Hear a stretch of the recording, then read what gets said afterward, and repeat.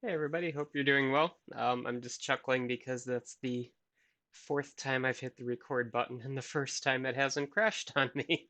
So we're in for a good lecture today. Awesome. What we're going to be going over today are web servers. Now we've kind of talked about them here and there, right? I've kind of sprinkled in how they work. You actually had to set up a web server as one of your first things you had to do because you kind of need it to do any actual work in here. But we're going to be kind of covering and refining some of these concepts today.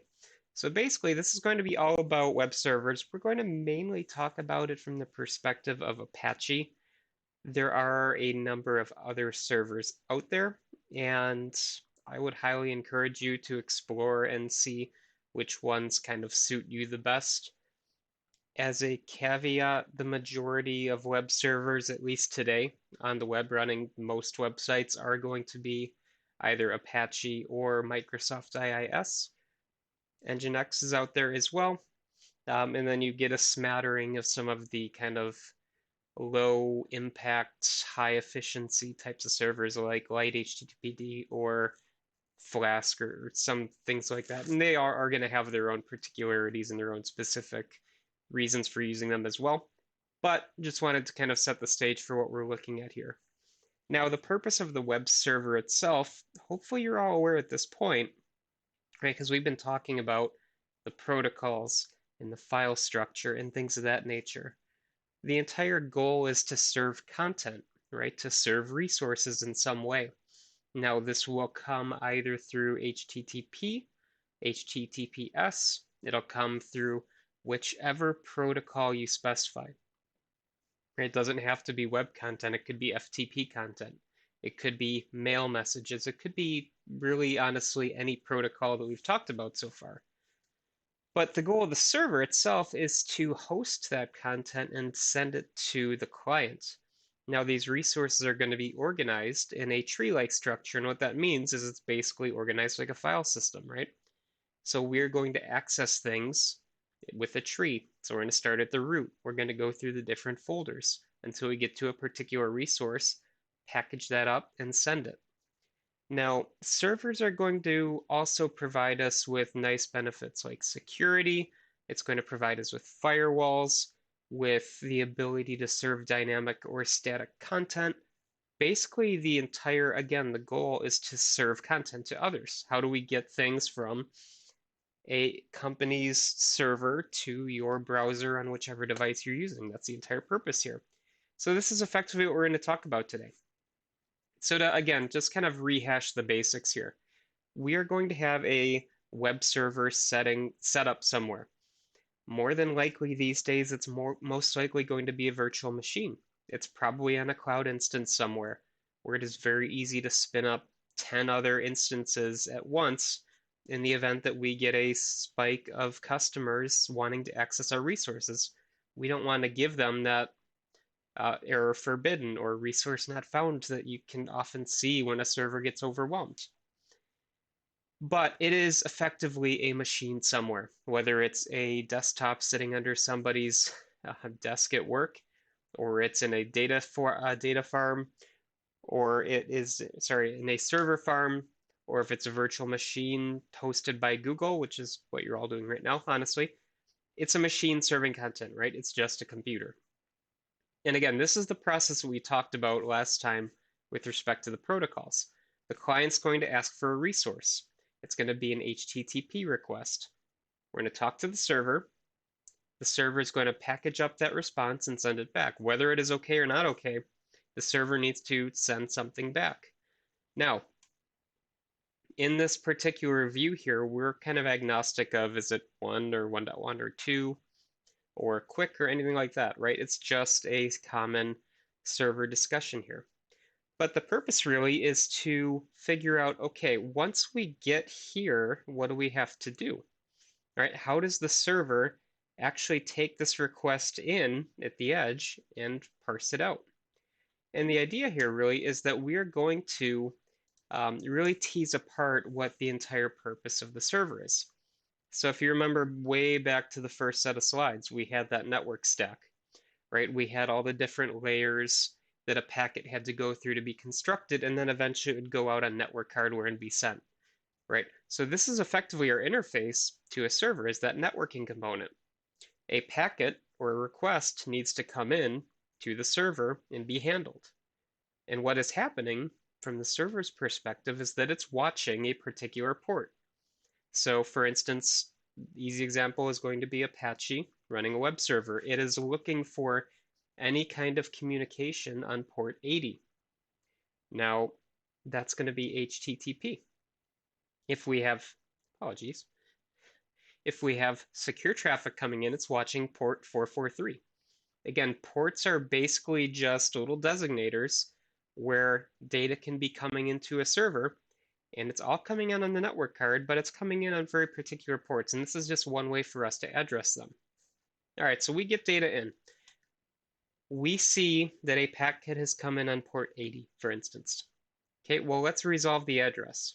Where is it going to on the server? Or, possibly we have a network of servers where we have to distribute requests. Now, this could be a proxy that we are pushing requests to different machines or something like that. Regardless, we need to figure out where it has to go. Okay, if it's on this machine, where is the resource on the file system? Is it in var www.html slash site1 slash content slash image.png, or is it on server 5, which is our content delivery network, hosting the images and purely optimized for delivering data? Basically, how do we figure out where something has to go? Once it is where it needs to be, we're going to process that request. Was the content retrieved correctly? Did we package it up okay? Do we have access to that resource? Does that user have access to the resource? Is it cached and we can pull it out of there? Basically, we are trying to figure out what this request is. Are we serving an image? Serving a web page? Are we rendering new content because it's dynamic? Just depends on the nature of the request, right? Well, once we're done here, we're going to package up our response, right? That's going to have the response code, the body, whatever we need to send back, put it back to our networking hardware, send it off to the client. And again, once we get to this point, we're basically putting our response back out on the network, sending it to whoever requested it. And again, this is going to be in current HTTP. This is one happy persistent connection, right? So the first thing to really talk about here is this networking module. So we looked at this last time, right? I'm not going to belabor the point too much, but networking module on your server will be configured to look for particular requests. I showed you an image in the last set of slides with the distribution of who's using HTTP 2 versus 1.1 on the web. And if you recall, it was very skewed to HTTP 2, right? Because that's the common current application. However, you can still run 1.1, you can still run 1.0. It's completely up to you what you want to host. The point is that you configure your server to host a particular version of HTTP. If you wanted an older version of that, you would say download an ancient version of Apache and roll that out.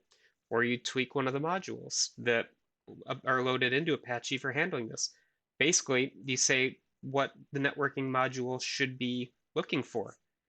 An HTTP 1.0 packet versus a version 2 packet are going to look different, and your server needs to understand that. Otherwise, it's going to have difficulties parsing things. Now, yes, we have made things nicely backwards compatible where a lot of the old addressing scheme works. A lot of the headers are still in place, but some have been deprecated just because they've been phased out. So the idea here is that this networking module basically is figuring out whichever version of HTTP you're using.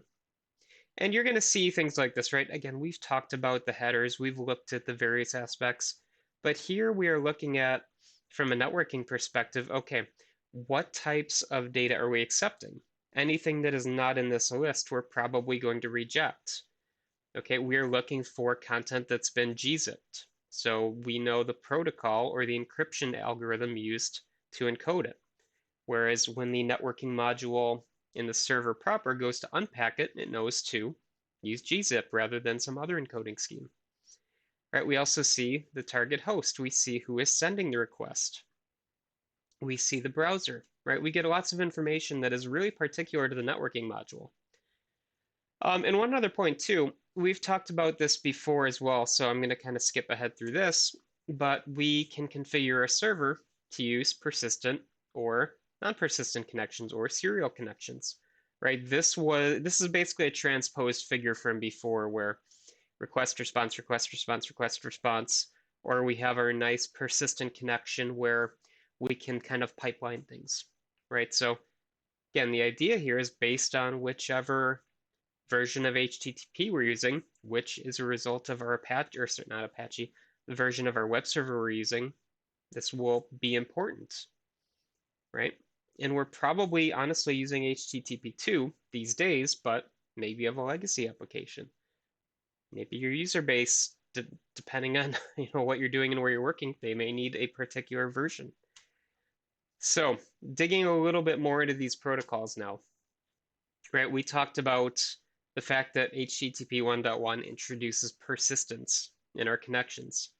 And the idea was that we open and close less connections from the TCP perspective, right? That lower layer protocol. What does it actually mean, right? Because I said that last time and I didn't back it up. Like, it makes sense intuitively. Yes, let's save time. Great. But what does that mean? On our servers, we actually have to use resources to open and close these connections, right? It's going to take processing time. It's going to take memory. It's going to take networking space to manage this, right? Every time I get a request, I have to open the connection, right? Let's go back here. Every time I get a request, I have to go through this loop and handle it every single time in serial, meaning one after the other after the other. If I can parallelize this a bit, which is effectively what we're getting at with this pipelining idea, we can save a lot of time and resources, right? We only have to open the network connection once, let data flow through our pipeline, and then close it once we are done. Now, we can use this to reduce latency. We can use this to reduce the number of packets that are coming in and out, which is again, reducing the amount of load on our network. Basically, we're reducing that handshake that we have. If you recall from before, we had a handshake for TCP, right? I send a packet to somewhere else.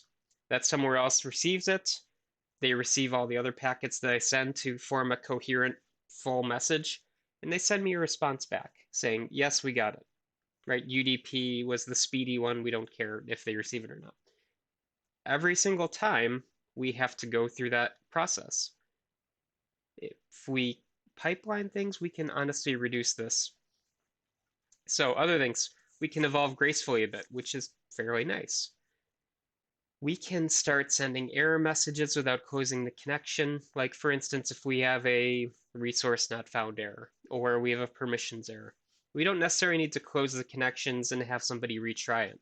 We can just send a response code, client understands that, and then maybe we retry a different HTTP connection. So for instance here, let's say that we have a client using a newer version of HTTP and a server using an older one, or vice versa, honestly. Server's using 2, client's using 1.1. Client sends a request, sends that HTTP 1.1 header. Server sees, oh, this is 1.1. I can send you a response back saying, hey, upgrade to HTTP 2 with your request, which probably means the user's browser is out of date, and then let's talk again. Or, basically if you're an application, switch to a different protocol. And you could, extrapolate as far as you want. It doesn't have to be version number. It could be any number of inconsistencies between a client and the server, right? We've been talking about this in terms of web applications. Or sorry, basic web pages. What if it's a big web application where we just need to tweak a configuration setting locally? All right, so what we're going to do now is I will pause here. We'll go on to the next video in the next one, just because we're at about 14 minutes and I don't want to have this go on too long. So I'll see you all in the next one. Bye, everybody.